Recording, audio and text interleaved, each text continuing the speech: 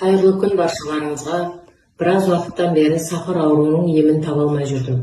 Біраз қалаларға барып емдеп келсем де, сахардың деңгейі 27-28-ді көрсетіп тұрды. Қашанда мен ізденістің үстінде болатын. Әлеуметтік желіден, TikTok'тан Казвей компаниясын көріп, диагностикаға келдім. Диагностикаға келгенде, ішкі ағзаның дұрыс жұмыс жасамай тұрған құрттардың бар екенін көрдік. Сонымен қатар компанияда табиғи өнімдердің бар екенін айтып түсіндірді.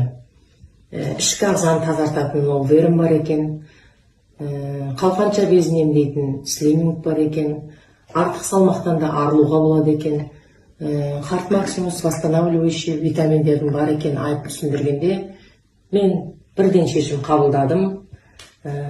Алып іше бастағанда менде жағдайым кішкене қолдарым жарылып, кішкене қиналдым. Бірақ жағдайымның жақсарып келе жатқанын көріп, тоқтамай ішіп, жақсы бір результатқа жеттім. Қазір сахарым таңертеңгісін 4-те 5, кешкісін 7.